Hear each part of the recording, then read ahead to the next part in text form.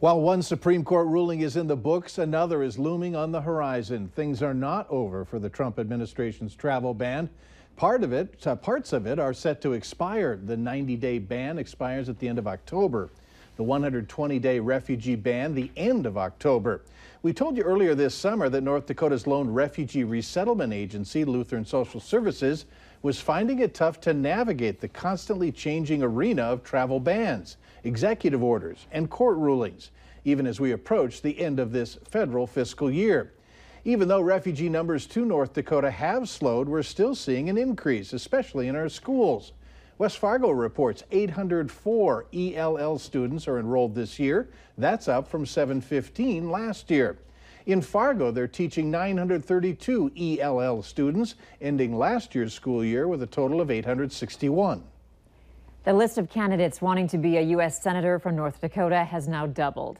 Today, Heidi Heitkamp announced that she is seeking re-election.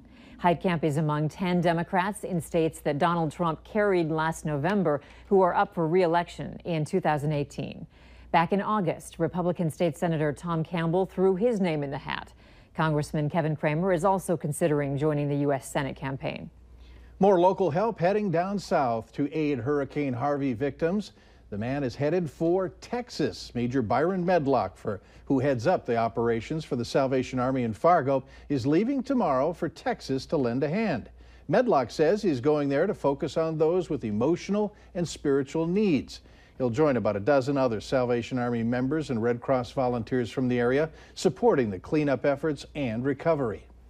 A local power company is sending help down south to get electricity back for victims of Hurricane Irma.